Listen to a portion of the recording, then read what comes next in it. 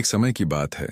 उत्तर भारत के एक छोटे से गांव हरिपुर में एक बहुत ही अनोखा जोड़ा रहता था, राधा और उसका पति गोपाल। लेकिन गोपाल को गांव वाले बोना गोपाल कहकर बुलाते थे, क्योंकि उसकी लंबाई बाकी आदमियों से बहुत कम थी। जहां बाकी लोग पूरे 6 फुट के थे, वहीं गोपाल मुश्किल से 4 फुट का था। उसकी हाइट भले ही छोटी थी, लेकिन दिल बहुत बड़ा था। वह हंसमुख, मेहनती और ईमानदार इंसान था। गांव में सबका काम करता, किसी के खेत में पानी देता, किसी की गाय का बंधन ठीक करता, किसी की बाड़ मरम्मत कर देता। लेकिन जब भी वह अपनी पत्नी राधा के सामने आता, उसकी हंसी उड़ाई जाती। राधा लंबी, गोरी और सुंदर थी। जब उनकी शादी हुई थी तो पूरा गांव चर्चा में था। अरे देखो देखो, ये कैसी जोड़ी है, लंबी राधा और बोना गोपाल। गांव की औरतें हंसतीं। राधा तो बस झुककर ही अपने पति से बात कर पाएगी। शुरुआत में राधा ने ध्यान नहीं दिया, लेकिन धीरे धीरे तानों और मजाक ने उसके मन में जहर भर दिया। वह जब भी गोपाल को देखती, उसे गुस्सा आता।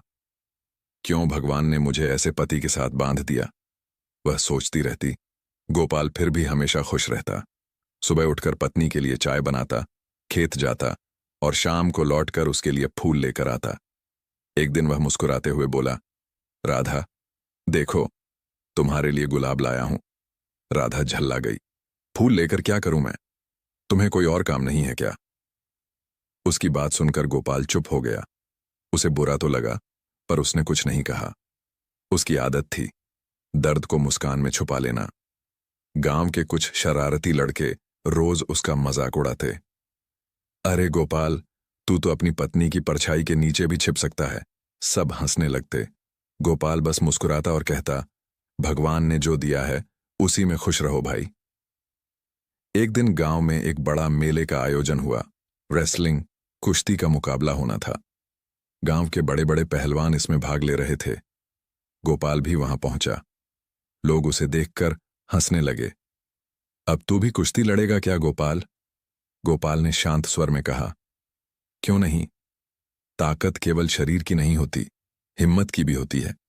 गांव के मुखिया ने मजाक में उसका नाम आखिरी मैच में लिख दिया। चलो देख लें बोना गोपाल क्या कर सकता है।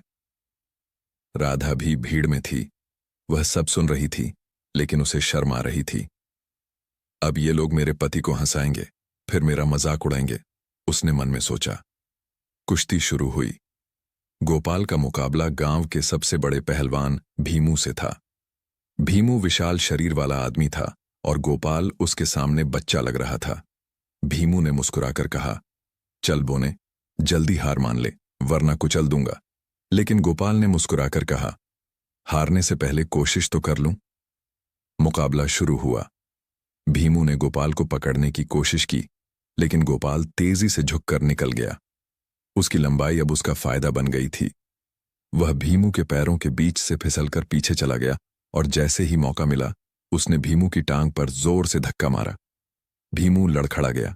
भीड़ चिल्लाई, अरे देखो, बोने ने पहलवान को गिरा दिया। भीमू उठकर फिर आया, लेकिन गोपाल की चपलता के आगे टिक नहीं पाया। कुछ ही मिनटों में गोपाल ने उसे जमीन पर गिरा दिया। गांव में तालियां गूंज उठीं। मुखिया ने मंच से घोषणा की, आज से यह बोना नहीं, गांव का शेर कहलाएगा। राधा की आंखों में आंसू आ गए। उसे एहसास हुआ कि उसका पति कितना बहादुर और सच्चा इंसान है।